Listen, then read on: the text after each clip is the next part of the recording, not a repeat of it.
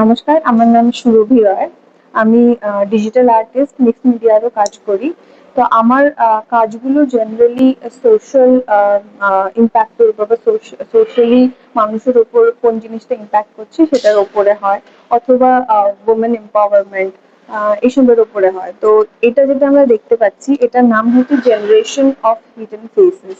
তো এখানে আমরা দেখতেই পাচ্ছি যে আমি 3টে জেনারেশনকে ডেপিক্ট করেছি, যেখানে আমার ফার্স্ট জেনারেশন যারা ছিল তারা they were hidden behind kind of patriarchy, societal pressure and everything. তারপরের জেনারেশন যারা ছিল তারা জেনারেলি অনেকটা ফ্রি ছিল, বাট ওরাও একভাবে নিজেদেরকে হাইড করে রাখতো ভয়ে, ঠিক আছে, যে তাদের উপরে কি ইম্প্যাক্ট করবে, নেগেটিভ ইম্প্যাক্ট। বাট এখনকার জেনারেশনকে যদি আমরা দেখি তাহলে আমরা দেখতে পাই they are more free, they are more they are not they are aware of their presence, their existence, এবং সোসাইটাল ইম্প্যাক্ট তাদের উপরে অতটা বেশি ইফেক্ট করে না যেটা আগে আমরা জেনারেশনের উপরে দেখেছি। তো সেই জিনিসটাকে ডেপিক্ট করার জন্য এটাকে আমি নাম দিয়েছি generation of hidden faces. And the hidden faces because যেটা আমরা বললাম যে সবাই আমরা কোনো না কোনো ভাবে আমাদের মানে আইডেন্টিটিটাকে লুকিয়ে রাখার চেষ্টা করতাম, বা আমাদের নিজেদের সেলফ যে কনসিয়াসনেস সেটাকে লুকিয়ে রাখার চেষ্টা করতাম। But today's generation also doing that maybe, but ওরা নিজের ইচ্ছায় করছে, দে আর অন দেয়ার উইশেস। তো সেই জন্য এখানেও আমি দেখতে পাচ্ছি যে রিসেন্ট জেনারেশনেও হিডেন ফেস রয়েছে, বাট অন দেয়ার ওন, নিজের ইচ্ছায়। দিস ওয়ান ইজ এগেন, এটা হচ্ছে বাস্টেড। বাস্টেড হচ্ছে Egyptian goddess, sorry, Egyptian goddess. তো ইনি হচ্ছে ফেমিনিটি বা হোম, পিস, এইসবের দেবতা। তো ফেমিনাইন একজন মানে ক্যারেক্টার, বাট ইনহেলিং দ্য মানে নিজের মধ্যে যে পাওয়ারটাকে হোল্ড করছিল উনি, সেটাই আমি এখানে ডেপিক্ট করার চেষ্টা করেছি। This is inspired from a biblical story, আমরা সবাই জানি অ্যাডাম অ্যান্ড ইভের স্টোরি। আমি এটার নাম লিখেছি first temptation. And the picture is very obvious যে অ্যাডাম আর ইভ যে অ্যাপেলটার জন্য টেম্পটেড হয়েছিল সেটাকে ডেপিক্ট করেছি। ওকে, নাও দিস ইজ এগেন সোসাইটির কিছু কিছু জিনিসকে তুলে ধরার জন্য বানানো। ছবিটার নাম হচ্ছে গ্রহণ। গ্রহণ অর্থাৎ জেনারেলি আমরা গ্রহণ যখন হয় তখন আমাদের সোসাইটিতে এরকম অনেক কিছু রয়েছে যেখানে ওমেনদের অনেক কিছু মানতে হয় ফর গ্রহণের জন্য। তো this is actually inspired from very personal experience. So I had one relative যে আর কি গ্রহণের সময় শি ওয়াজ প্রেগনেন্ট।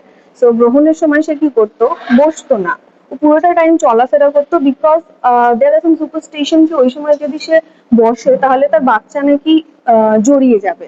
তো that is very very superstitious thinking.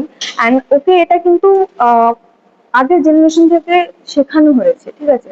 So this also depict something like যে আমরা গ্রহণের সময় কত কিছু মানি, যে খেতে খেতে হবে না, খাওয়া যাবে না, রান্না করা যাবে না, অনেক কিছু করা যাবে না, there is so many things.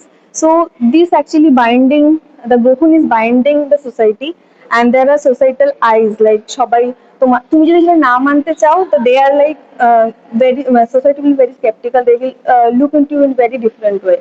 তো সেই সোসাইটাল আইগুলোকে আমি এখানে দেখানোর চেষ্টা করেছি।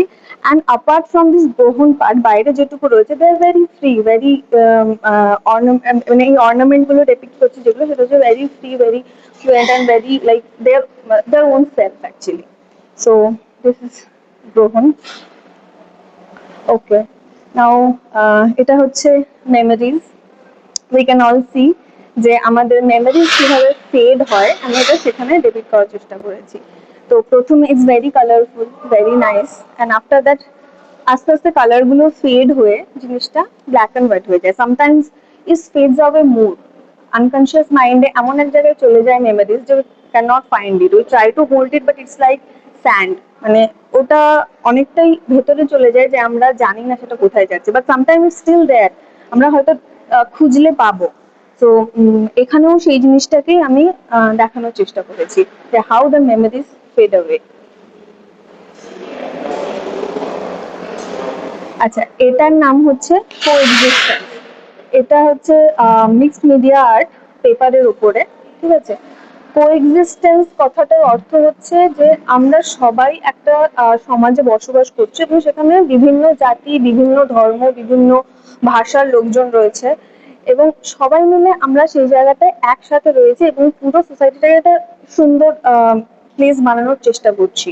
তো এখানে আমি অনেক কিছু দেখিয়েছি, মানে the whole painting depicts everything, like there is human, there is bird, there is fish, there is small elements, there is larger element, but there is still division. The division depicts that we all are there, but we still have our own identity, our own thinking, own mindset and everything. But still সবকিছু একসাথে মিলে we can create something that is beautiful, that has its own identity, that has like more power. So this all depicts my coexistence, like সবাই মিলে একসাথে থেকেও আমরা কিছু একটা সুন্দর ক্রিয়েট করতে পারি। So and this is inspired from মা দুর্গা। আমরা বাঙালি, তো সবার কাছেই দুর্গা পুজো একটা আলাদা ইমোশন। সো এইটার নাম আমি দিয়েছি উমা, inspired from মা Durga, so feminine power. And this is the last one.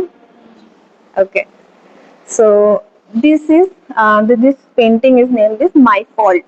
So here you can see again the societal depiction. তো আমরা নিজেদের লাইফে এরকম অনেক সময় আমরা এক্সপিরিয়েন্স করেছি যে আমরা এতটাই অ্যাংজাইটি বা ডিপ্রেশনের মধ্যে চলে যাই যে আমাদের মনে হয় যে every people around us is actually pointing on us. তারা বলতে চাইছে যে এটা আমারই fault, but maybe that is not my fault, maybe there something else is going on, but মানে আমার মনে হচ্ছে যে it's my fault because everyone is pointing things like তোর জন্য হয়েছে বা তোমার জন্য হয়েছে, something like that.